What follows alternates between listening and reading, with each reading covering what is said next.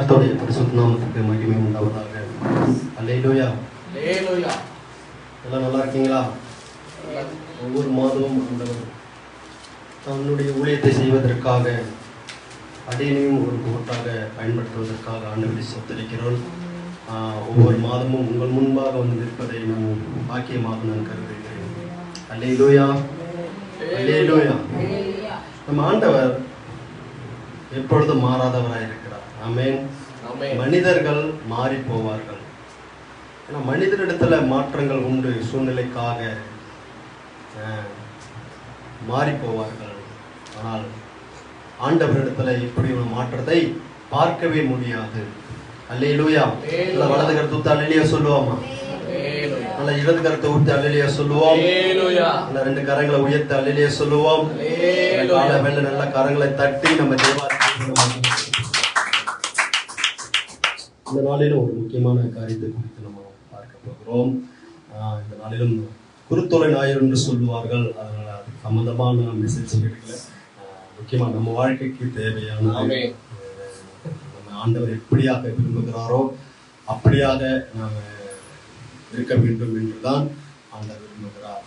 நாம் எப்படியாக இருந்தால் நம் பக்கத்தில் ஆண்டவர் துணை நிற்பார் என்பதை நம்ம பார்க்க போகிறோம். அல்லேலூயா. என்னதான் ஆண்டவருக்கு அநேக பிரியமான செய்வ கொஞ்ச நாள் நல்ல ஆண்டவருக்கு உண்மையா இருப்பாங்க. அதுக்கப்புறம் நம்ம தவறி போவார்கள். உண்மையா இருக்கிற மனுஷனத்துல எப்பொழுதும் உண்மையா இருக்கிறவர்களுக்கு ஆண்டவர் எப்படி இருப்பாரு?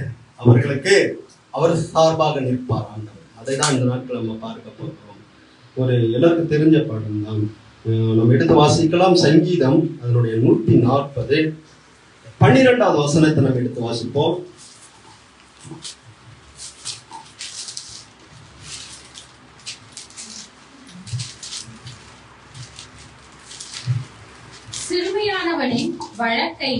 சிறுமையானவனின் வழக்கையும் எளியவர்கள் நியாயத்தையும் கர்த்தர் விசாரிப்பார் என்று அறிவேன். அல்லேலூயா. சிறுமையானவனின் வழக்கையும் எளியவர்கள் நியாயத்தையும் கர்த்தர் விசாரிப்பார். இந்த உலகத்துல எத்தனையோ நீதிமன்றங்கள் இருக்கிறது. உயர் நீதிமன்றம், உச்ச நீதிமன்றம் என்று சொல்லி இருக்கிறார்கள். ஆனா எல்லாமே நீதியை சரியாக செய்கிறார்கள் என்றால் இல்லை. ஆளும் கட்சிக்கு சாதகமாக நீதி சொல்லுகிறவர் இருக்கிறார்கள். பணத்துக்காக நீதியை புரட்டி போடுகிறவர்கள் தான் இருக்கிறார்கள். ஏனென்றால் அவர்கள் மனிதர்களாக இருக்கிறபடியினாலே தன்னுடைய உயிருக்கு பயந்தும் தன்னுடைய வாழ்க்கைக்காக நாம் வாழ வேண்டும் என்பதற்காக நீதியை புரட்டி போடுகிறவர்கள் தான் இந்த உலகம் இருக்கிறது என்பதை நாம் பார்க்கிறோம். ஆனால் ஆண்டவர் தன்னுடைய நீதியில ஒரு மாற்றமே இருக்கு. அவருக்கு மாற்றமே இருக்காது. அல்லேலூயா. எந்த இடத்துல நீதி செய்ய வேண்டுமோ அதை சரியான பாதையில அவர் செய்து முடிக்க வல்லவராக இருக்கு. அதை சிறுமையான வழக்கையும் எளியவர்கள் நியாயத்தையும் கர்த்தர் விசாரிப்பார் என்று அறிவோம். இந்த நாட்கள்ல ஒரு சம்பவத்தை இதன் மூலமாக பார்த்து ஆண்டவர் எப்படிப்பட்ட யாருக்கு சாதகமாக நிற்கிறார், யாருக்கு அவர் துணை நிற்கிறார் என்பதை நாம் பார்க்க போகிறோம். நம்ம திருப்பிக்கலாம். 2 சாமுவேல் அதனுடைய 11ஆம் அதிகாரம் முதல் 3 வசனத்தினை வாசிப்போம். 2 சாமுவேல் அதனுடைய 11ஆம் அதிகாரம் முதல் 3 வசனத்தினை வாசிப்போம்.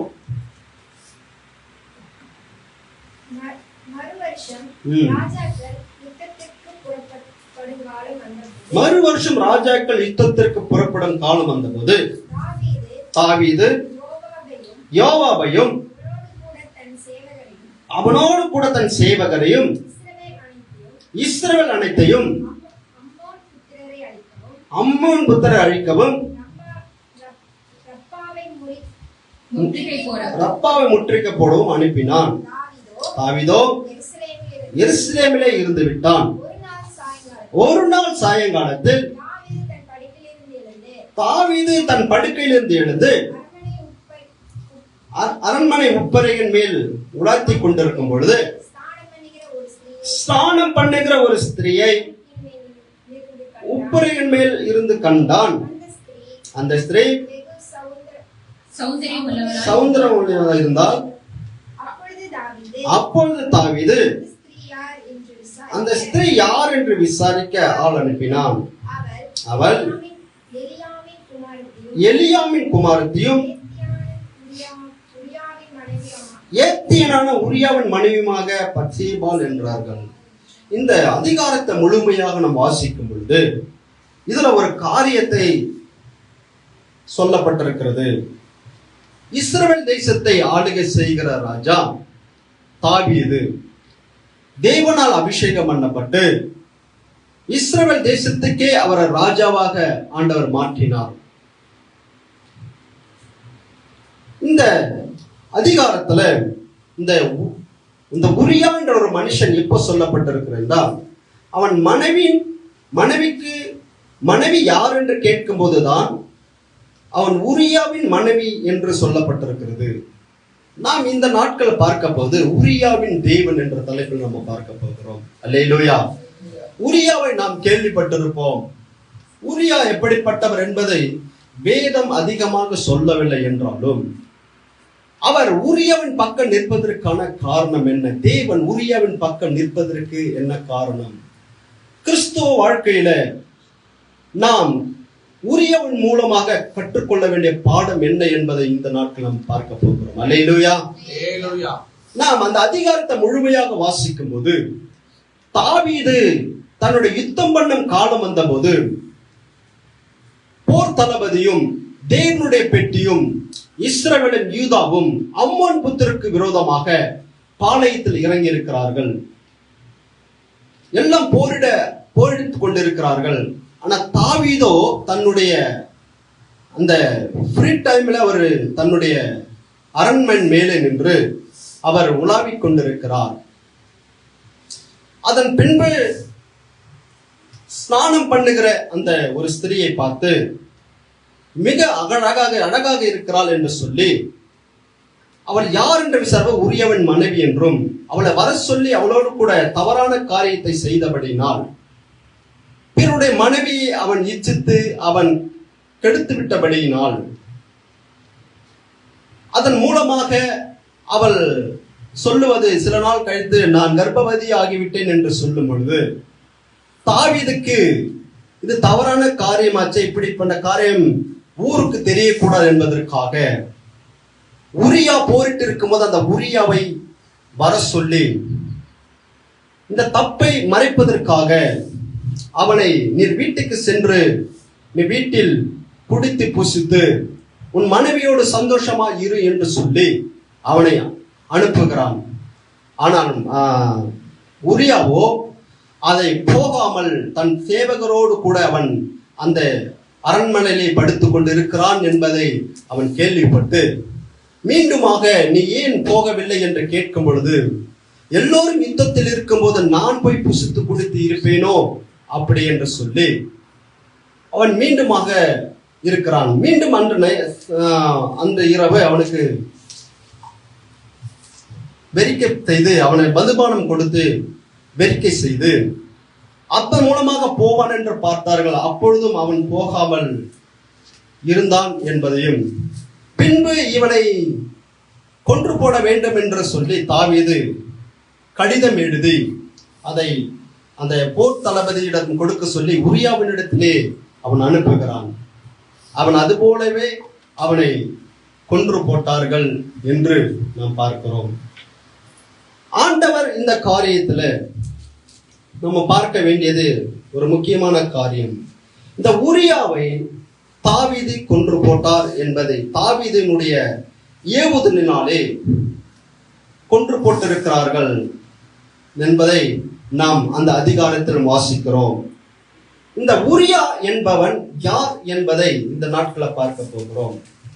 இந்த வசனம் சொல்லுகிறது, அப்போது தாவீது அந்த ஸ்திரீ யார் என்று விசாரிக்க ஆள் அனுப்பின போது அவர் எலியாமின் குமாரத்தியும் ஏத்தியனான உரியாவின் மனைவியாகிய என்று சொல்லப்பட்டிருக்கிறது. அப்ப உரியா என்ப மனுஷன் யார் என்றால் ஏத்தியர் வம்சத்தை சேர்ந்தவன். ஒரு இஸ்ரவேல் தேசம் அல்ல, ஒரு யூதாவை சார்ந்தவர்கள் அல்ல, ஏத்தியர். அந்த ஏத்தியருடைய மனுஷன். அந்த கானான் தேசத்துல வாழ்ந்த அந்த ஜாதிகள் இருந்த பொழுது அதுல ஏத்தியர் என்று ஒருவர் இருந்தார்கள். ஏத்தியர், எபூசியர், கிர்காசியர் என்று சொல்லி அந்த கானான் தேசத்தை வாழ்ந்து கொண்டிருந்தவர்கள் தான் இப்படிப்பட்ட சாதியினர். அப்ப இந்த ஏத்தியர் வம்சத்தை சார்ந்தவன் தான் யார் என்றால் இந்த உரியா. அல்லேலூயா. அப்ப அவன் இஸ்ரவேல் தேசம் அல்ல, அவன் ஒரு யூதனம் இல்லை. அவன் யார் என்றால் ஒரு அந்நிய தேசத்தான், அந்நிய தேவர்களை வணங்குகிற ஒரு குடியில் பிறந்தவன் தான் இந்த உரியா. இந்த உரியா யார் என்று பார்த்தோம் என்றால் ஆதியாகமம் 9ஆம் அதிகாரத்தில் சொல்லப்பட்டிருக்கிறது. அது ஆதியாகமம் 9 அதனுடைய 22ஆம் வசனம் நம்ம வாசிக்கும் பொழுது, ஆதியாகமம் 9:22 வாசிங்க. அப்பொழுது கானானுக்கு தகப்பனாகிய காம் தன் தகப்பனுடைய நிர்வாணத்தை கண்டு வெளியில் இருந்த தன் சகோதரன். போதும். அப்ப யார் என்றால் நோவாவுக்கு பிறந்த 3 குமார்கள் இருக்கிறார்கள். 3 பேர் யாருன்னா சேம், காம், யாப்பேத் என்ற 3 குமாரர்கள். இதுல பாத்தீங்கன்னா அந்த காம் என்ற மனுஷன் அந்த அவங்க குமாரன் தன்னுடைய தகப்பனார் மது போதையினாலே வெளிக்கொண்டிருந்தபடினாலே தன் வத்திர விலைக்கிறந்தபடினாலே அவன் நிர்வாணத்தை பார்த்தான் என்று சொல்லி அவனை என்ன பண்ணிட்டார், அவனுக்கு சாபம் இடுறாரு. அது 9:25 வாசிங்க. அதுல கானான் சபிக்கப்பட்டவன் தன் சகோதரரிடத்தில் அடிமைகளுக்கு அடிமையாய் இருப்பான் என்றான். அடிமைகளுக்கு அடிமையாய் இருப்பான் என்று சொல்லப்பட்டிருக்கிறது. அப்ப இந்த காமுடைய வம்சத்தில் வந்தவன் யார் என்றால் அந்த கானான் என்ற ஒரு மனுஷன். அந்த கானான் தான் இந்த கானான் தேசத்துல அந்த சந்ததி. அப்போ அந்த அடிமைக்கு அடிமையா இருப்பான் என்று சொன்னது எதற்காக என்றால் அவன் தன் தகப்பனுடைய நிர்வாணத்தை அவன் பார்த்தபடினாலே இப்படிப்பட்ட ஒரு சாபமான ஒரு காரியத்தை அவனுக்கு கொடுக்கப்பட்டிருக்குது. அவன் எப்படி இருப்பான், சகோதரிடத்தில் அடிமைக்கு அடிமையா இருப்பான். அவன் பார்த்தனா ஒரு அடிமைகள், அப்ப அந்த அடிமையாக இருக்கிறார்கள் என்று சொல்லப்பட்டிருக்கிறது. நம்ம எடுத்து வாசிக்கலாம். ஆதியாகமம் 10:15 வாசிக்கும் போது அவர்கள் 10:15 வாசிக்கலாம்.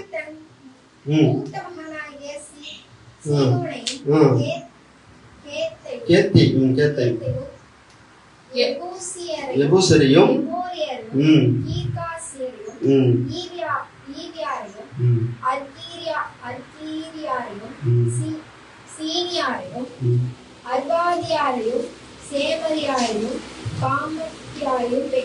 ஆமா, இதெல்லாம் கானானுக்கு, காமுக்கு யாருக்கு பிறந்தாலும் கானான் பிறந்தார். கானானுக்கு பிறந்தவர்கள் தான் இவர்கள்லாம்.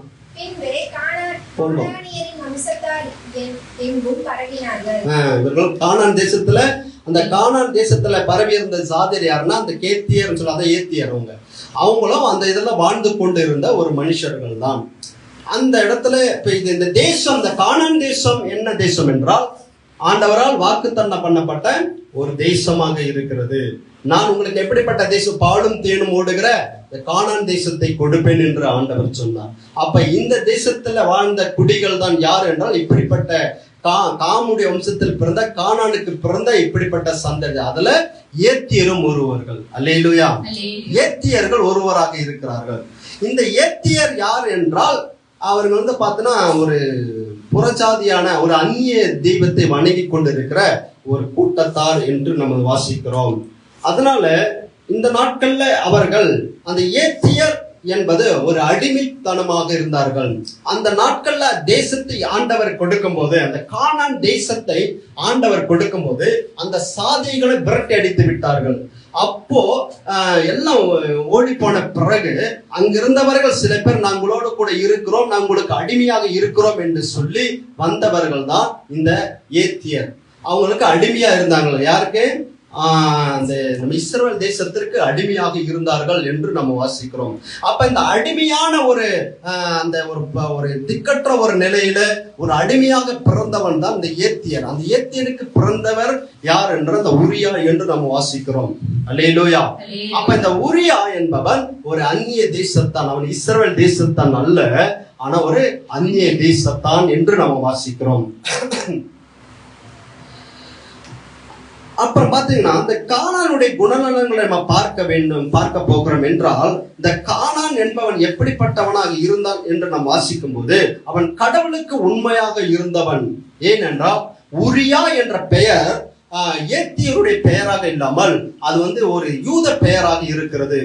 உரியா என்ற பெயர் என்னன்னா, யெகோவா என் ஒளி, யெகோவா என் ஒளியாக இருக்கிறார் என்று சொல்லப்பட்டிருக்கிறது. அப்போ பார்த்தீங்கன்னா அதுக்கு பெயர் அர்த்தம் யெகோவா என் ஒளி என்று சொல்லப்பட்டிருக்கிறது. இவன் தன்னுடைய மற்ற கடவுளை விட்டு தன் சாதனை விட்டு தன்னை எதற்கு இணைத்துக் கொண்டான்? ராணுவத்தில், இஸ்ரவேல் ராணுவத்துல தன்னை இணைத்துக் கொண்டிருக்கிறான். அப்ப இந்த இணைத்துக் கொண்டிருக்கும் போது அவன் கடவுளுக்கு உண்மையுள்ளவனாக இருக்கிறான். கடவுளை பற்றி கொண்டு அவன் என்ன பண்ண, தன் பெயரை கடவுள் நிமித்தம் தன்னை மாற்றிக்கொண்டு கடவுளுக்காக வாழ்கிற ஒரு மனுஷனாக தான் இந்த உரியா இருந்திருக்கிறான் என்பதை நம்ம வாசிக்கிறோம். அப்புறம் பாத்தீங்கன்னா அவன் எப்படிப்பட்டவனாக இருந்தான் என்றால், அவன் அர்ப்பணிப்பு உள்ள ஒரு மனுஷனாக இருந்தான், அர்ப்பணிக்கப்பட்டவனாக இருந்தான். அவன் என்னதான் ஒரு அந்நிய தேசத்தானாக இருந்தாலும் அவன் இஸ்ரவேல் ஜனங்களுக்காகவும் இஸ்ரவேல் ராணுவத்துல தன்னை அர்ப்பணித்துக் கொண்டு வாழுகிற ஒரு மனுஷனாகத்தான் யார் இருந்தான் என்றால் இந்த ஏத்தியனாகிய உரியா இருந்தார் என்று நாம் வாசிக்கிறோம். அர்ப்பணிக்கப்பட்ட ஒரு மனுஷன். அவர்கள் ஏத்தியர்களே இவர்களுக்கு விரோதமாக வந்தாலும் அவர்களோடு கூட எதிர்த்து போரிடுகிற ஒரு ஆற்றல் மிக்க ஒரு ராணுவ வீரனாகத்தான் இந்த ஏத்தியராகிய உரியா இருக்கிறார் என்று நாம் வாசிக்கிறோம். அடுத்தபடியா பாத்தீங்கன்னா இவன் கடமையை நிறைவேற்றுகிற உறுதியா இருந்தான், தன் கடமையை நிறைவேற்றுகிறவனாக இருந்தான். அவன் பாத்தீங்கன்னா எப்படிப்பட்டவர் என்றால், தாவீதுக்கு 30 பராக்கிரமசாலிகள் இருந்தார்கள். அந்த 30 பராக்கிரமசாலிகளிலும் இவனும் ஒருவனாகத்தான் இருந்தான் என்பதை நாம் 2 சாமுவேல் அதனுடைய 23ஆம் அதிகாரம் 8 - 39 வசனத்தை நம்ம வாசிக்கும் போது அதுல சொல்லப்பட்டிருக்கிறது, அந்த 30 பராக்கிரமசாலிகளில் ஏத்தியனாகிய உரியாவும் ஒருவன் என்று வசனம் சொல்லுகிறது. அப்போ எப்படிப்பட்ட தன்னுடைய கடமையை அவன் செம்மையாக செய்தபடினாலே இந்த பராக்கிரமசாலிகள் ஒருவனாக அவன் இருக்கிறான். அவன் எல்லாவற்றையும் நீட்டாக செய்கிறான், அதுல உண்மையாக இருக்கிறவராக இருந்தான். அது மாத்திரமல்ல, உரியாவிடத்துல குணநலன்களை பார்த்தினா அவர் மரியாதை செலுத்துகிறவராக, மரியாதைக்குரியவராக, எல்லோரும் மதித்து நடக்கிறவராக இருக்கிறார். அந்த பார்த்தினா நம்ம அந்த 2 சாமுவேல் 11ஆம் அதிகாரம் 11ஆம் வசனத்துல இப்படியாக சொல்லப்பட்டிருக்கு. எப்படி சொல்லப்பட்டிருக்கிறன்னா அதுல என்ன சொல்லப்பட்டிருக்கிறது, அவன் சொல்றான், நான் உடன்படிக்கை அந்த பெட்டியும் இஸ்ரவேலும் யூதாவும் அதுக்கப்புறம் என் ஆண்டவனுக்கு யோபாவும் அங்க போரிடத்தில் இருக்கிறார்களே அப்படின்னு சொல்லிட்டு அப்படி சொல்லும் போது என் ஆண்டவனாக யோபாவும் என் ஆண்டவனாகிய உண்மை என்று சொல்லி தாவீதை அது மரியாதை கொடுக்கிற விதத்தை பார்த்தா அவர் மரியாதை செலுத்துகிற ஒரு மனுஷனாகத்தான் அவர் இருக்கிறார் என்பதை நம்ம வாசிக்கிறோம். அப்படித்தான் அவரிடத்துல குணநலன்கள், அவரிடத்துல மரியாதைக்குரியவராக இருக்கிறார். அது மாத்திரமல்ல, தனது தலைவர்களிடத்திலும் தன்னுடைய இஸ்ரவேல் இடத்திலும் தன்னை அர்ப்பணிப்பும் செய்து விட்டவனாக இருக்கிறான். அவன் தலைவர்களிடத்துல தன்னை முழுமையாக அவர்கள் மதித்து நடக்கிறவனாக, இஸ்ரவேலுக்காக அவன் அந்நிய தேசத்தான் இருந்தாலும் அவன் இஸ்ரவேலுக்காக தன்னை முழுவதும் அர்ப்பணிக்கப்பட்டவன். தேசத்திற்காக, தேசத்துல இப்படிப்பட்ட காரியம் நடக்கிறது, என் தேசத்துக்கு விரோதமாக இப்படிப்பட்ட சத்துருக்கள் வருகிறார்களே, நான் இப்ப எப்படி வீட்டுக்கு போவேன் என்று அவன் சொல்லும் போது நம்ம புரிந்து கொள்ளலாம். அவன் குடும்பத்தை பார்க்கலாம் தேசத்தின் மீது அழகப்பட்டுள்ளவனாக இருக்கிறான் என்பதை நாம் நாட்களை நம்ம பார்க்கிறோம். அவன் கொள்கையில உறுதியா இருக்கிறான். அவன் பார்த்தனா எடுத்த அந்த கொள்கையில எப்படிப்பட்டவரா இருந்தார் என்றால், அவன் கொள்கையில அவன் உறுதியாக இருக்கிறவனாக இருக்கிறான். அதனாலதான் தாவீது என்ன சொன்னாரு, தன் தப்பை மறக்க வேண்டும் என்பதற்காக நீ தன்னுடைய வீட்டுக்கு உங்கள் வீட்டுக்கு போகல் என்று சொல்லி அவனை அனுப்பின போது அவன் என்ன பண்றான், போகாமல் அவன் அங்கே இருந்து விட்டான் என்று பார்க்கிறோம். அது மாத்திரமல்ல, அவன் மீண்டுமாக சரி இவனை வெறிக்க வைத்து விட்டால், இவன் குடிக்க வைத்து விட்டால் அந்த போதை நிமித்தம் அவன் என்ன பண்ண வீட்டுக்கு போய்விடுவான் என்று சொல்லி அவனை குடிக்கி வெறிக்க வைத்த போது கூட அவன் என்ன பண்றான், அந்த சமயத்துல போகாமல் அப்பொழுதும் சொல்லுகிறான், நான் எப்படி போவேன், என் தேச மக்கள் அங்கு எங்க இருக்கிறாங்க, எல்லையில சண்டை போட்டு இருக்கும் போது நான் வீட்டுக்கு போவேனா என்று சொல்லி அந்த எடுத்த அந்த காரியத்துல அவன் எப்படிதான் உறுதியாக இருந்தான் என்பதை நாம் வாசிக்கிறோம். அல்லேலூயா, அல்லேலூயா. அவன் கொள்கையில் உறுதியாக இருந்தான். அது மாத்திரமல்ல, அவன் ஒரு நம்பிக்கைக்குரியவனாக இருக்கிறான். தாவீதிடத்தில் அவ்வளவு ஒரு நம்பிக்கை. ஏன்னா அவர்கிட்ட நம்பிக்கை இல்லைன்னா, அந்த உரியாவின் மீது ஒரு நம்பிக்கை இல்லைன்னா அவர் என்ன பண்ணார், அவன் சாக போவதே, இவனை இந்த விதமாக சாக ஒப்புக்கொடு என்று சொல்லி போர் தளபதித்த ஒரு கடிதத்தை எழுதி அந்த உரியாவிடத்தில் கொடுத்த போது, அந்த உரியாவோ ஐயோ என் ராஜா இந்த கடிதத்தை என்ன நம்பி கொடுத்திருக்கிறார் என்று சொல்லி அதை பிரித்து கூட பார்க்காமல் அவன் அதே எடுத்து தன்னுடைய மரண சர்டிபிகேட்டையே அவன் என்ன பண்ண எடுத்துக்கொண்டு சென்று அந்த போர் தளபதித்த கொடுக்கிறான். ஏன்னா தாவீதுக்கு ஒரு நம்பிக்கை, ஏன்னா இவன் என்ன பண்ண சொன்னதை அப்படி செய்கிறவன் என்று சொல்லி அவர் நம்பிக்கைக்குரியவனாகத்தான் யார் இருக்கிறாங்க, உரியா இருக்கிறார். அல்லேலூயா. ஒரு பாருங்க, ரட்சிக்கப்பட்ட ஒரு மனுஷன் எப்படியாக தன்னுடைய வாழ்க்கையை நிர்ணயித்து ஓடிக்கொண்டிருக்கிறான் என்பதை நாம் பார்க்க வேண்டும். அது மாத்திரமல்ல, அவன் கீழ்ப்படிந்து நடக்கிறவனாக இருக்கிற மனுஷருக்கு அவன் கீழ்ப்படிதல் அவனுக்குள்ள இருக்கிறது. அவன் பார்த்தீங்கன்னா யோபுக்கு போய் சொல்றாரு, உரியாவே உன்னை ராஜா வர சொல்லுகிறார். அவன் ஒண்ணு வேற கேள்வி கேட்கல, ஐயோ என்ன ஆண்டவர் வர சொல்றாரா, என் ஆண்டவன் ராஜா என்ன வர சொல்லுகிறார் என்று சொல்லி அவன் ஒன்றுமே எதுவும் விசாரிக்காமல் உடனே ராஜா கேட்டப்பட, ராஜாவே நீங்க வர சொன்னீங்களான்னு சொல்லிட்டு, ஆமா அங்க இருக்கிறவங்க எப்படி இருக்கிறாங்க அப்படின்னு விசாரிச்சு விட்டு அப்புறம் மீண்டுமாக அவனை என்ன சொல்ற, ஒரு கடிதத்தை கொடுத்து இதை மீண்டுமாக நீ எங்க போய் அந்த போர் தளபதியை யோவாவிடத்துல கொடு என்று சொல்லும். அதையும் ஏன் எதுக்குன்னு கூட கேட்காம அவர் என்ன பண்ணிட்டார், யோவா கிட்ட எடுத்து கொடுக்கிறார். அப்ப கீழ்ப்படிதல் உள்ளவராக யார் இருக்கிறார் என்றால் இந்த உரியா இருக்கிறார் என்பதை நாம் பார்க்கிறோம். அப்ப அவரிடத்தில் காரியங்கள் எப்படியாக இருக்கிறது, ஏன் இந்த உரியாவிடத்துல இப்படிப்பட்ட காரியம் இருக்கிறது, நாம் கிறிஸ்தவர்களாகிய நாம் உரியாவிடத்துல இப்படிப்பட்ட உண்மையை நாம் கற்றுக்கொள்ள வேண்டும். அல்லேலூயா. நம்ம உண்மையுள்ளவர்களாக நாம் இருக்க வேண்டும். அவன் தேசத்தை ரொம்ப நேசிக்கிறவனாக இருந்தான். அவன் நினைத்திருந்தால் யார் வேணால் எப்படியா போகட்டும் என்று நினைத்திருப்பான். யாரா சண்டை போடட்டும், யாராவது மடிந்தா பரவாயில்ல அப்படின்னு நினைத்திருக்கலாம். ஆனா தாவீதே சொல்லிட்டாரு, அவ்வளவு பேர் ராஜாவே சொல்லிட்டாரு, நீங்க வீட்டுக்கு போய் சந்தோஷமா இருந்து சொல்லிட்டாரு. அதுக்கப்புறம் நான் போகாம இருப்பேனோ போலான்னு நினைச்சிருப்பான். மற்றவர்களா தான் அப்படி செஞ்சிருப்பான். ஆனா உரியா ஒரு ராஜாவிடத்தில் கட்டளை வந்த பேரு கூட அந்த கட்டளைக்கு இடம் கொடும தேவனே அங்க யுத்தம் பண்ண பெட்டி, உடன்படிக்கை பெட்டி அங்க தேசத்துல அங்க இருக்குது, யுத்தம் பண்ணி யோவாப் ராஜா, யோவாப் தளபதி இருக்கிறார். இஸ்ரவேல் ஜனங்களும் யூதாவும் அங்கு அம்மன் புத்திரருக்கு விரோதமாக போரிட்டுக் கொண்டிருக்கிறார்கள். நான் எப்படி போவேன் என்று சொல்லி அவர் உறுதியாக இருந்தார். அல்லேலூயா. ரட்சிக்கப்பட்ட ஒரு மனுஷன், புறஜாதியான ஒரு மனுஷன் இந்த நாட்கள்ல எப்படியாக இருக்கிறான், அவன் உறுதியாக இருக்கிறான். அர்ப்பணிக்கப்பட்ட ஒரு மனுஷன் தேவனை சார்ந்து கொண்டு அந்த கர்த்தருக்காக வைராக்கியம் கொண்டவனாக இருக்கிறான். அல்லேலூயா, அல்லேலூயா. தாவீது எப்படிப்பட்டவர் என்பதை நாம் வாசிக்கிறோம். தாவீது எப்படிப்பட்டவராக இருந்தார், கர்த்தருக்கு எப்படியாக இருந்தார், கர்த்தருக்கு இருதயத்திற்கு ஏற்றவனாக இருந்த ஒரு மனுஷன் தான். தன்னுடைய சுய இச்சைக்காக மற்ற குடும்பத்தையே கழிந்து போன ஒரு சூழ்நிலை, குடும்பமே ஒன்றுமில்லாமல் போய்விட்டது. தன்னுடைய சுய இச்சைக்காக, தன்னுடைய ஆசைகளுக்காக உண்மையான ஒரு போர் சேவகர், பராக்கிரமசாலி, ஒரு நல்ல ராஜா என்ன செய்திருக்க வேண்டும், இப்படிப்பட்ட உண்மையுள்ளவர்களை நாம் ஒருபோது விட்டுக் கொடுக்க கூடாது. நான் தாவீது தன்னுடைய தப்பை மறக்க வேண்டும் என்பதற்காக, ஐயோ இந்த தப்பை செய்தால் ஊர் உலகம் என்ன சொல்லுமோ என்று சொல்லி அவர்கள் தன் தப்பை மறைக்க வேண்டும், அதுதான் அவருடைய விருப்பம். அதற்காக தேசத்தை நேசிக்கிற உரியாவே தேவையில்லை என்று சொல்லி அவர் விருப்பப்பட்டு விட்டார். அல்லேலூயா. அப்போ இந்த உரியா எதற்காக தாவீது கூப்பிடுகிறார், எதற்காக வீட்டுக்கு போக சொல்லுகிறார், எதற்காக என்ன சொல்லுகிறாருன்னு அவர் யோசிக்கவே இல்லை. உரியாவுக்கிட்ட இருக்கிற மைனஸ் பாயிண்ட் என்ன தெரியுமா, மனுஷர்களை கண்மூடித்தனமா நம்பிக்கொண்டிருப்பார். அந்த ராஜா சொல்லிட்டார் என்பதற்காக அவர் கண்மூடித்தனமா நம்பிக்கொண்டு போகிறார்.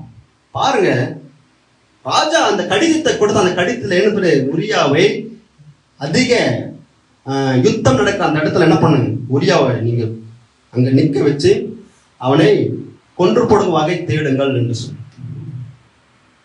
அந்த கடிதத்தை, தன் மரணம் சம்பவிக்க வேண்டிய அந்த கடிதத்தை அவர் கையிலே கொண்டு போற. ஏன்னா தாவீது மேல ஒரு நம்பிக்கை. எந்த மனுஷனும் நம்ம நம்பக்கூடாது. அல்லேலூயா. எல்லா மனுஷர்களும் மாயையான ஒன்றுதான். எல்லா மனுஷரும் மாறக்கூடியவர்களாக இருக்கிறார். தாவீது அவர் கண்மூடித்தனமா நம்பி போனார். வசனம் சொல்லுகிறது, நாசில் சுவாசம் உள்ள மனிதனை நம்புவதை விட்டுவிடு. 118ஆம் சங்கீதம் அதனுடைய 8வது வசனம் இப்படியாக சொல்லுகிறது, மனுஷன் நம்புவதை பார்க்கணும் கர்த்தர் பேரில் பற்றுதலாய் இருப்பது நலம். அது 9வது வசனம், பிரபுக்களை நம்புவதை பார்க்கணும் கர்த்தர் பேரில் பற்றுதலாய் இருப்பது நலம். அல்லேலூயா. நம்ம கர்த்தர் பேரில் பற்றுதலாய் இருக்க வேண்டும். மனுஷனை எந்த சூழ்நிலை நம்பவே கூடாது. அவன் நம்பி போனான். ஐயோ, ராஜா சொல்லிட்டாரு, என்ன நம்புறாரு, ராஜா என்னதான் வர சொல்லி இருக்கிறாரு, என்கிட்ட தான் அந்த பொறுப்பை கொடுத்திருக்கிறான். அப்படி நம்பி போனபடினாலே அவன் இந்த வீழ்ச்சிக்கு காரணம். ஒருவேளை அவன் பிரித்து பார்த்திருந்தால் என்ன நடந்திருக்கும் தெரியல. ஆனா ஒரு நம்பிக்கை. எந்த சூழ்நிலை நம்ம என்ன பண்ணக்கூடாது, மனிதர்களை நம்பவே கூடாது. தாவீது இந்த உப்புரையின் மேலாக ஃப்ரீ டைம்ல எல்லாம் யுத்தம் பண்ணி கொண்டிருக்கிறாங்க, தேசமே யுத்தம் பண்ணி கொண்டிருக்கிறது. ஆனா தாவீது தன்னுடைய மேலறையில அப்படியே உலாவி கொண்டிருக்கும் பொழுது ஃப்ரீ டைமை எப்படி அவர் யூஸ் பண்றாரு பாருங்க. அவர் மேல இருந்து கீழே பார்க்க, அவர் மேலிருந்து கீழே பார்க்கும்போது அவர் இச்சைக்கு இடம் கொடுத்தார் என்பதை நாம் பார்க்கிறோம். பிசாசான் எப்பயுமே மேலதான் கொண்டு போயிட்டு கீழே பார்க்க சொல்லுவோம். இயேசு கிறிஸ்துவ கூட என்ன பண்ண, மேல கொண்டு போயிட்டு பார்த்தியா, அந்த சகல ராஜ்யங்களும் பார், எப்படியாக இருக்குது என்று பார் என்று சொன்னார். அதே போலதான் தாவீதை கொண்டு போயிட்டு அந்த சுத்தி பார்க்க சொன்ன போது என்ன இருந்தது அங்க பார்த்தன, பச்சை பால், இச்சைக்கு இடம் கொடுத்து. தாவீது எப்படி ஆதாம் ஏவாளை வஞ்சிகமானவர் இந்த பழத்தை பார் என்று சொன்ன போது எப்படி அவர்கள் அதை பார்த்த உடனே தன்னுடைய தேவனோடு கொடுத்த அந்த உறவு இல்லாமல் போனதோ, பாவத்தில் விழுந்தார்களோ, அதே போல தாவீது அந்த நாட்கள்ல அந்த இச்சைக்கு இடம் கொடுத்தபடியினாலே அவன் பாவத்தில் விழுந்து போனான். ஆனா உரியாவுக்கு அதே தூண்டுதல் வந்தது. உரியாவை தாவீது சொல்லுகிறான், உன் மனைவியோடு கூட நீ போய் சந்தோஷமாயிரு, குடித்து புசித்து சந்தோஷமாக இரு என்று சொன்ன போது ஒரு இச்சைக்கான தூண்டுதல் அந்த மனுஷனுக்கு இருந்தது. அவன் போவல.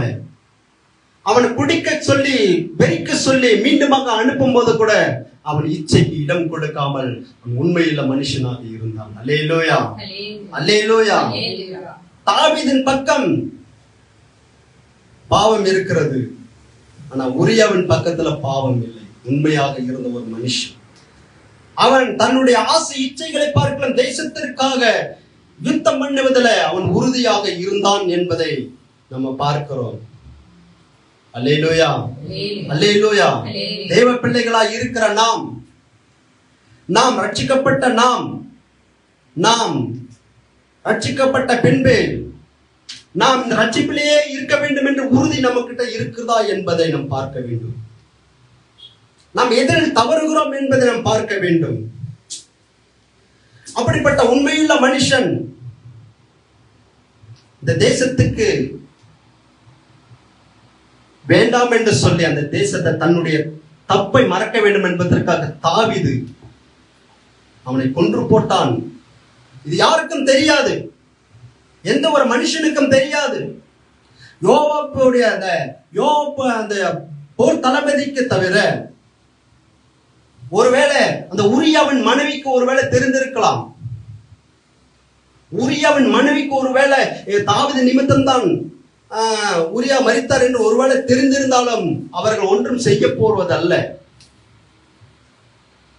போர் தளபதி ஆகிய யோவாபுக்கு தெரிந்திருக்கும், இவன் தாவீதினுடைய ஏவுதனாலே மரித்து போனான். ஒரு திக்கற்றவன் தான். வசனம் திக்கற்றவர்களை என்ன பண்ண சொல்றது? திக்கற்ற விதவைகளையும் ஆதரிக்க வேண்டும். 146 சங்கீதம் அதனுடைய 12வது வசனம் நினைக்கிறேன்.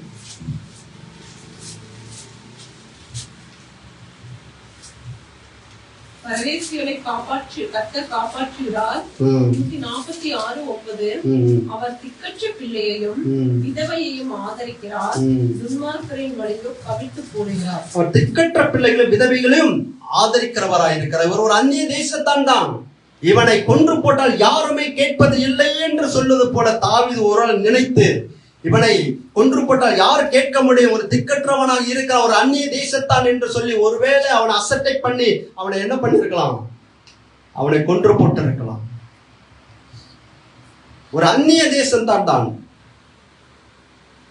ஆனால் கொன்று போட்டது அவர் நினைச்சிருப்பார் இது யாருக்கும் தெரியாது, நம்ம தவறு மூடப்பட்டு போனது என்பது போல தாவீது நினைத்துக் கொண்டிருக்கலாம்.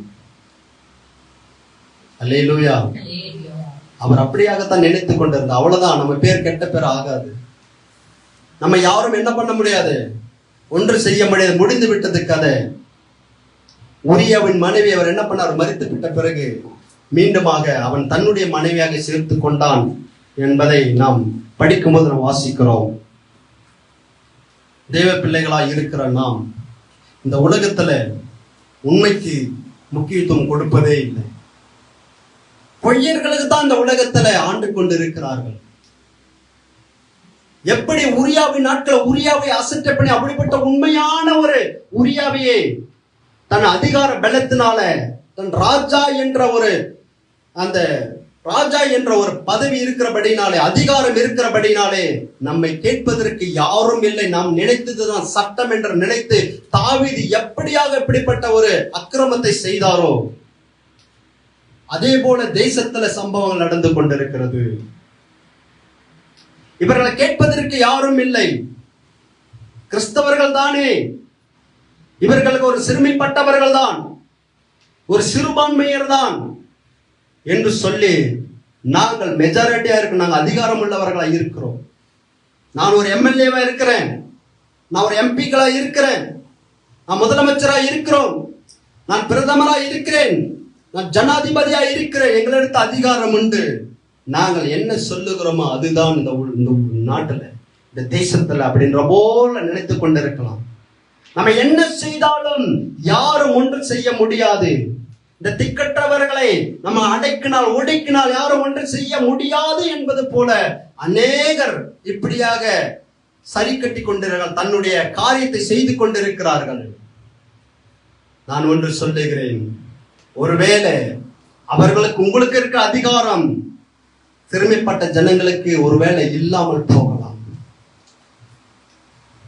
உங்களுக்கு இருக்கிற அந்த பணம், சொத்துக்கள், ஆட்பலம், பணபலம் இருந்தாலும் சிறுமைப்பட்ட ஜனத்துக்கு ஒருவேளை அது இல்லாமல் இருக்கலாம். என்னதான் அதிகாரம் உள்ளவர்களாக அவர்கள் இருந்தாலும் ஒரு நாள் அல்லது ஒரு நாள் அந்த அதிகாரம் இல்லாமல் போய்விடும். அல்லேலூயா, அல்லேலூயா, அல்லேலூயா.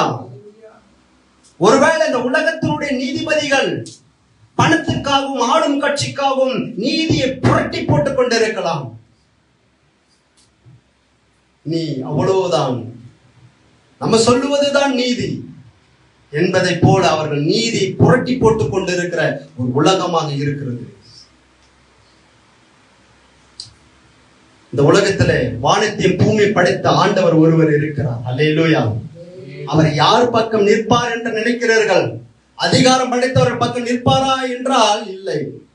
பணம் படைத்தவர்கள், வசதி வாய்ப்பு படைத்தவர்களிடத்துல, பதவி உள்ளவர்களிடத்துல, அழகானவர்களிடத்துல, படிப்பறிவு உள்ளவர்களிடத்துல அவர்களுக்கு பக்கம் நிற்பாரா என்றால் அல்ல.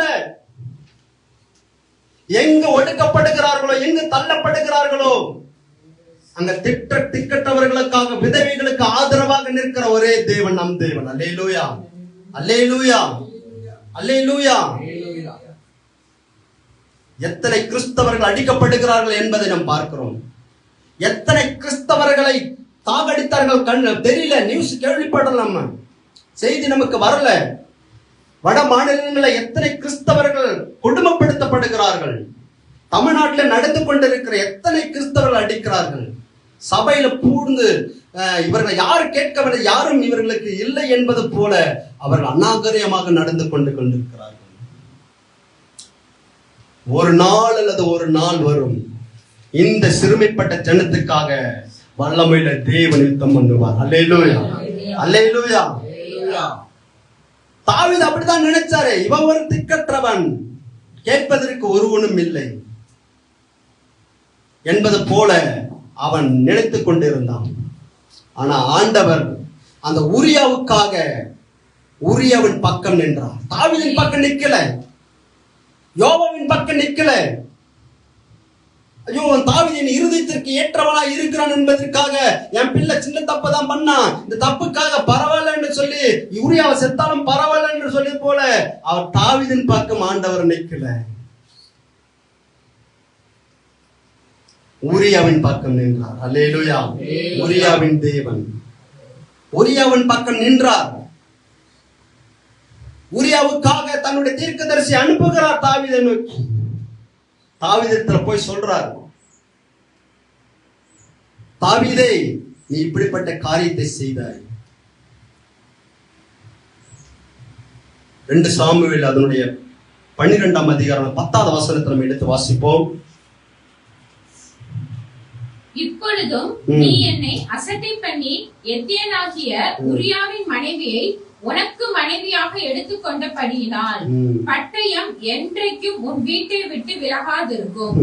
கர்த்தர் சொல்கிறது என்னவென்றால், இதோ நான் உன் வீட்டிலே பொல்லாப்பை உன்மேல் எழும்ப பண்ணி உன் கண்கள் பார்க்க உன் ஸ்திரீகளை எடுத்து உனக்கு அடுத்தவனுக்கு கொடுப்பேன். அவன் இந்த சூரியனுடைய வெளிச்சத்திலே உன் ஸ்திரீகளோட சயனிப்பான். நீ ஒளிவிடத்தில் அதை செய்தாய், நானோ இந்த காரியத்தை இஸ்ரவேலில் எல்லாருக்கும் முன்பாகவும் சூரியனுக்கு முன்பாகவும் செய்விப்பேன் என்றார் என்று சொன்னான். பாருங்க, அந்த ஒரு உரியாவின் நிமித்தம் ஆண்டவர் யார அனுப்புறாங்க? ஒரு தீர்க்கதரிசி அனுப்பி தாவீது, நீ என்னை அசட்டை பண்ணபடினா நான் என்ன பண்ண, பட்டையே தான் வாழ்க்கையா மாறும், வனாந்தரம் தான் இனிமேட்டு வாழ்க்கை. அது வரைக்கும் ஒருவேளை நிம்மதியான வாழ்க்கை யாருக்கிட்ட அந்த தாவீதுக்கு இருந்துச்சு. ஆனா உரியாவின் மேல கைய வச்ச பிறகு அதுக்கப்புறம் வாழ்க்கை எப்படி ஆச்சு? அவருக்கு நிம்மதியே இல்லாம போச்சு. எப்ப பார்த்தாலும் பிரச்சனை பிரச்சனை பிரச்சனை. எல்லாவற்றிலும் அவன் ஓடி ஒளிந்து கொண்டிருக்கிற வாழ்க்கை, நிம்மதியற்ற ஒரு வாழ்க்கை. ஏனென்றால் அவன் திக்கற்றவர்கள் விதவைகளும் ஆண்டவர் ஆதரிக்கிறவராய் இருக்கிறபடினாலே அவன் உரியா, அந்த ஏத்தியனாகிய உரியா, அவன் புறஜாதி என்பதற்காக, ஒரு அந்நியதான் என்பதற்காக, ஒரு அடிமைப்பட்டவன் என்பதற்காக அவனை அசட்டை பண்ணினபடினாலே அவனுக்கு சார்பாக ஆண்டவர் இப்படிப்பட்ட காரியத்தை செய்து கொண்டிருந்தார். அல்லேலூயா, அல்லேலூயா. நாம் உண்மையுள்ளவர்களாக நாம் இருக்க வேண்டும். நாம் உண்மையுள்ளவர்களாக இருப்போம் என்றால் ஆண்டவர் நமக்கு துணை நிற்பார். அல்லேலூயா. பயப்படாத, நான் உனக்கு துணை நிற்கிறேன் என்று சொன்ன ஆண்டவர் நமக்கு ஆண்டவர் துணையாக இருப்பார். அல்லேலூயா, அல்லேலூயா. இந்த உலகம் நம்ம ஒருவேளை அசட்டை பண்ணலாம், இந்த உலகம் நமக்கு விரோதமாக சதி திட்டங்களை தீட்டலாம். நாம் உண்மையுள்ளவர்களாக நாம் இருப்போம் என்றால் நமக்காகவே ஆண்டவர் இறங்கி வந்து யுத்தம் பண்ணுவார். எத்தனை பேர் விசுவாசிக்கிறீங்க? அல்லேலூயா, அல்லேலூயா. அந்த தாவீது அப்படிதான் நினைச்சாரு. நம்ம யாரும் கேட்பதற்கு ஆள் இல்லை, யாரும் என்னை ஒன்றும் செய்ய முடியாது, என்கிட்ட அதிகாரம் இருக்கிறது, அது போல நினைச்சாரு. ஆனா அதை கேட்பதற்காக ஆண்டவர் இருக்கிறார். ஆண்டவர் எல்லாவற்றையும் பார்த்து கொண்டு இருக்கிறார் என்பதை அந்நாட்கள் அவர் புரிந்து கொண்டார். அல்லேலூயா. அநேக கிறிஸ்தவர்கள் நம்ம நியூஸ் எல்லாம் கேள்விப்பட்டிருப்போம். எத்தனை கிறிஸ்தவர்கள் ஒரு சபையில எப்படியாக ஒரு பயபக்தி இல்லாம எப்படியாக அவங்க பேசிக் கொண்டிருக்கிறார்கள், எப்படியாக இந்த சபையை கெடுத்துக் கொண்டிருக்கிறார்கள் என்பதை நாம் கேள்விப்படுகிறோம். நான் உங்களுக்கு ஒரு முக்கியமான காரியத்தை சொல்லுகிறேன். ஏனென்றால் எனக்கு பட்டது, இந்த 2 பேரா 3 பேரா போயிட்டு ஒரு காட்டுல போயிட்டு சும்மா ஆராதிக்கிற மாதிரி, அங்க போயிட்டு தன்னுடைய கோட்டு சூட்டை போட்டுக்கிட்டு அவர்களை சுத்தி சுத்தி கேமரா எடுத்து கொண்டு இருக்கிறவர்களை நம்பாதீர்கள். சபையில பாடுற பாடத்தை எடுத்து நம்ம பாடுவோம். அங்கங்கே சுத்தி கொண்டு இருக்கிறார்கள். அதை ஆண்டவர் சொன்னாரா, நீ போயிட்டு என்ன பண்ண, இப்படி இப்படி வீடியோ இப்படிங்களா போயிட்டு போல சொல்ல பண்ணு, லட்சக்கணக்கில் சொல்ல பண்ணுங்க. அதுல எதனா பிரயோஜனமா இருக்கான்னா இல்ல, ஒரு பிரயோஜனமே இல்ல. அப்படிப்பட்ட ஒரு வீடியோவை நமக்கு தேவை. அப்படிப்பட்ட இது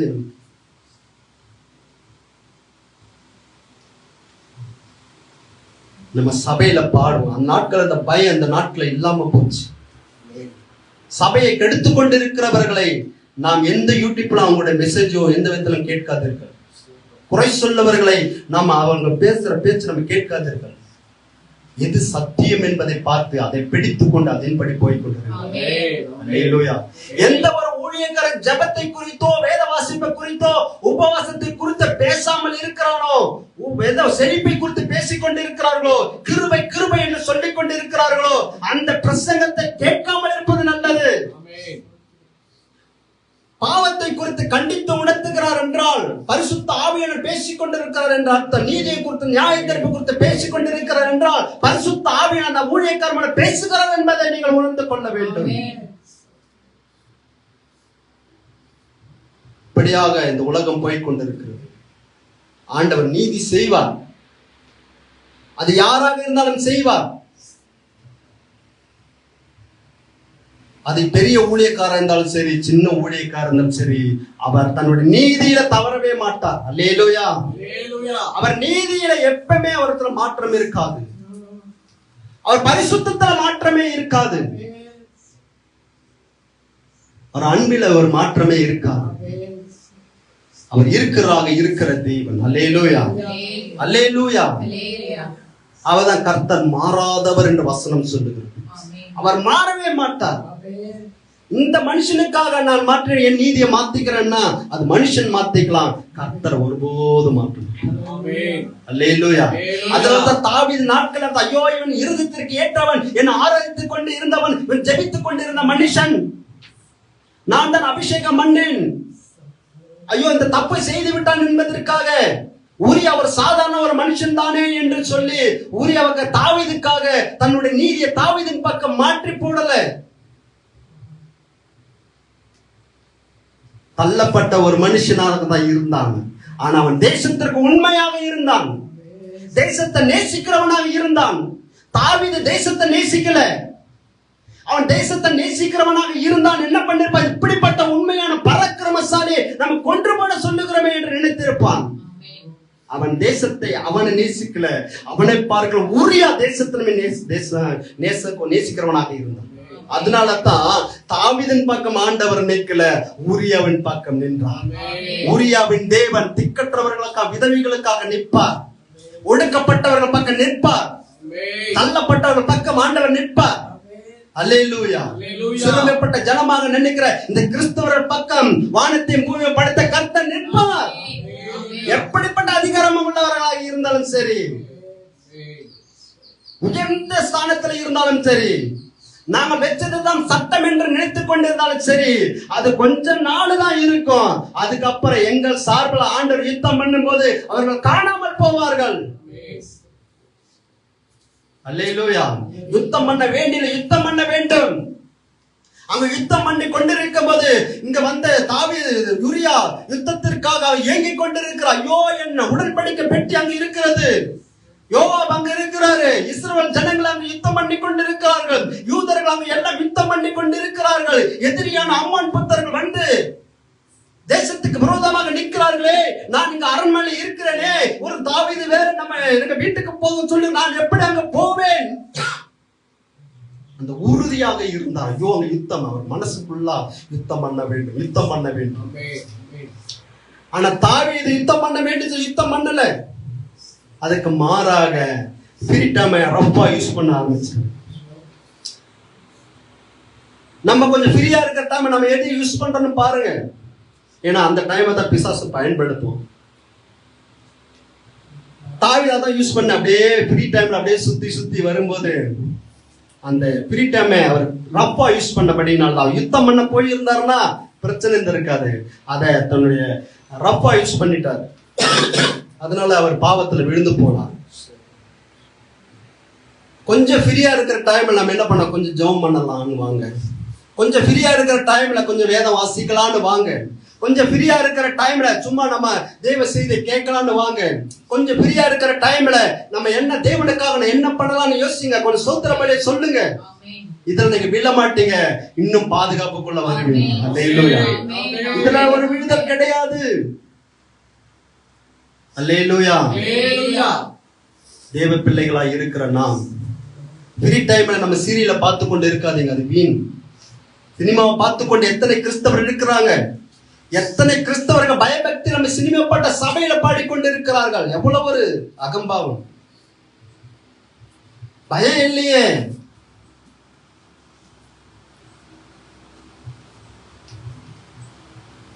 ஆண்டவர் யுத்தம் பண்ணினதை நம்ம பார்க்க போகிறோம். அல்லேலூயா, அல்லேலூயா. உரியாவின் தேவன் உரியவன் பக்கம் நின்றது போல நம் பக்கம் நிற்பா. சிறுமைப்பட்ட ஜன, ஆண்டவரே நான் தள்ளப்பட்ட நிலையில இருக்கிறப்பா, என்னை என் பக்கத்து வீட்டர்கள் அசட்டை பண்றாங்க ஆண்டவரே, என் சொந்த பந்தங்களை என்ன அசட்டை பண்றாங்க ஆண்டவரே. திக்கட்ட ஒரு நிலையில இருக்க உரியாவை போல ஒரு தள்ளப்பட்ட நிலையில இருக்கிறப்பா. உரியவன் பக்கம் நின்றது போல நீங்க என் பக்கம் நிற்கிறீங்க ஆண்டவரே. நான் விசுவாசிக்கிறேன். எத்தனை பேர் சொல்ல முடியாது போல.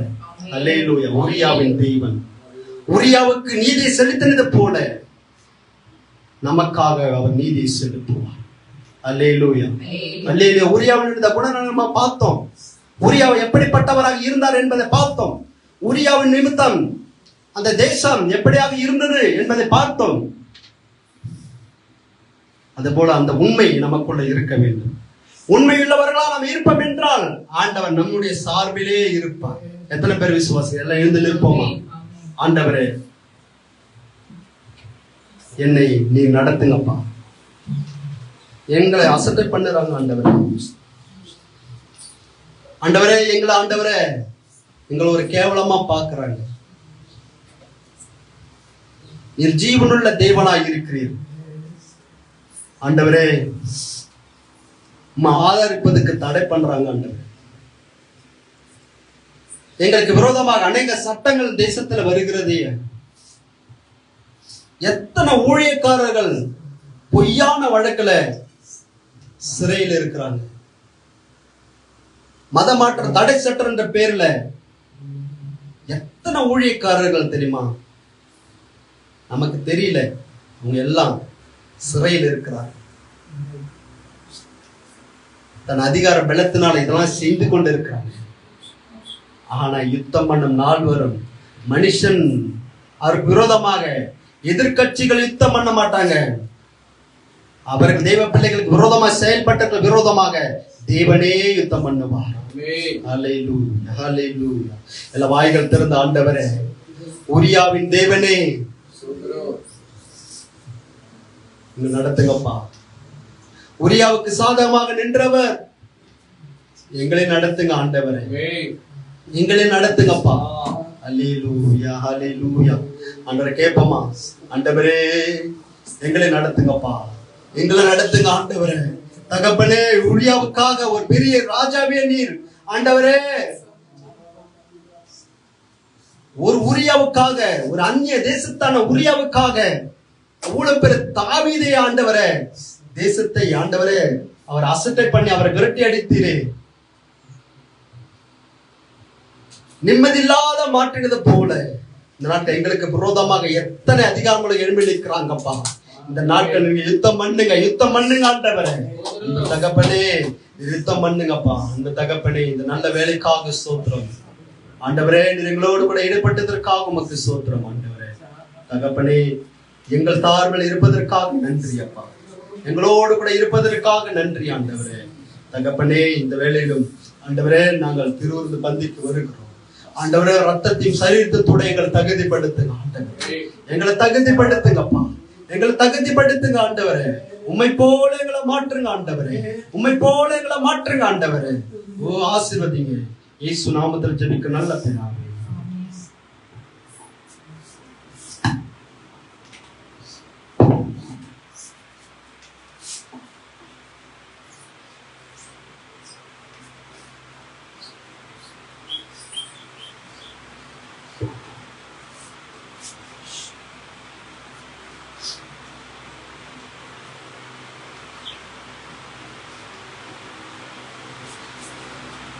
ஒரு பயபக்தியாக இருப்போம்.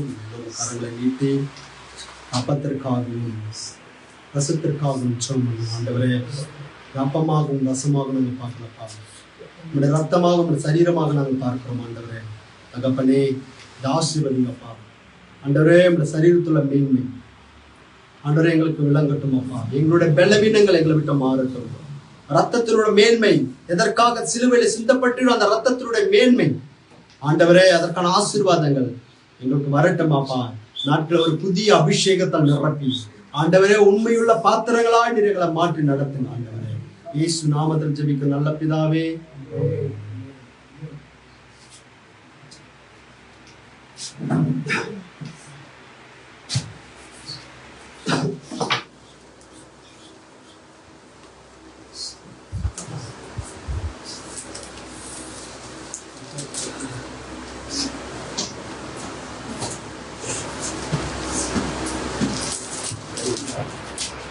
நான் உங்களுக்கு ஒப்புவித்ததை கர்த்தரிடத்தில் பெற்றுக்கொண்டேன். என்னவெனில் கர்த்தராக இயேசு தாம் காட்டிக் கொடுக்கப்பட்ட அன்று ராத்திரியில் அப்பத்தை எடுத்து ஸ்தோத்திரம் பண்ணி அதை பிட்டு, நீங்கள் வாங்கி புசியுங்கள், இது உங்களுக்காக பிற்கப்படுகிற என்னுடைய சரீரமாய் இருக்கிறது, என்னை நினைவு கூறும்படி இதை செய்யுங்கள் என்றால், போஜனம் பண்ணின பின்பு அவர் அந்தப்படியே பாத்திரத்தை எடுத்து, இந்த பாத்திரம் என் இரத்தத்தினாலாகிய புதிய உடன்படிக்கையாக இருக்கிறது, நீங்கள் இதை பானம் பண்ணும் போதெல்லாம் என்னை நினைவு கூறும்படி இதை செய்யுங்கள் என்றார். ஆகையால் நீங்கள் இந்த அப்பத்தை புசித்து இந்த பாத்திரத்தை பானம் பண்ணும் போதெல்லாம் கர்த்தர் வருவலும் அவருடைய மரணத்தை தெரிவிக்கிறீர்கள். இப்படி இருக்க எவன் அபாத்திரமாய் கர்த்தருடைய அப்பத்தை புசித்து அவருடைய பாத்திரத்தில் பானம் பண்ணுகிறானோ அவன் கர்த்தருடைய சரீரத்தையும் இரத்தத்தையும் குறித்து குற்றமுள்ளவனாய் இருப்பான். எந்த மனுஷனும் தன்னைத்தானே சோதித்தறிந்து இந்த அப்பத்தில் புசித்து இந்த பாத்திரத்தில் பானம் பண்ண கடவன். எண்ணத்தினாவெனில் அபாத்திரமாய் போஜனமானம் பண்ணுகிறவன் கர்த்தருடைய சரீரம் இன்னதென்று நிதானித்து அறியாதினால் தனக்கு ஆக்கிரமித்து வரும்படி போஜனமானம் பண்ணுகிறான். நிமித்தம் உங்கள் அநேகர் பலவினரும் வியாதி உள்ளவருமாய் இருக்கிறார்கள், அநேக நித்திரையும் அடைந்திருக்கிறார்கள். நம்மை நாமே நிதானித்து அறிந்தால் நாம் நியாயத்திற்கப்படும்.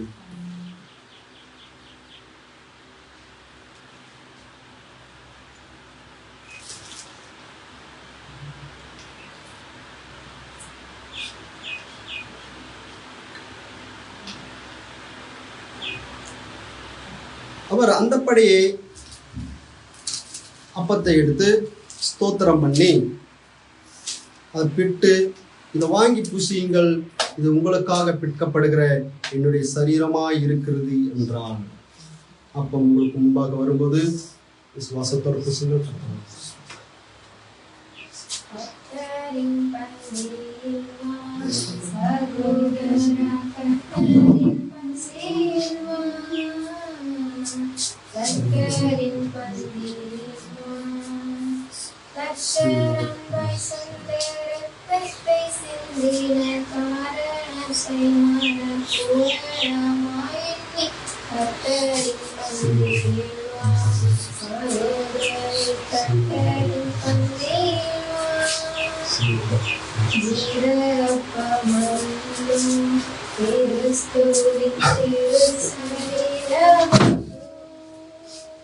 சுவாசத்தோடு புசிப்போம்.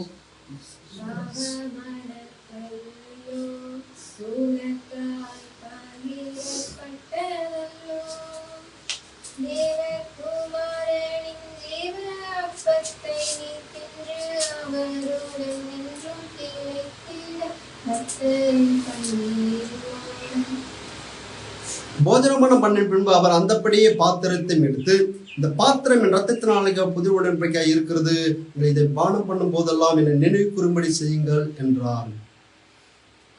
உங்களுக்கு முன்பாக வரும்போது விசுவாசத்தோடு நீங்கள்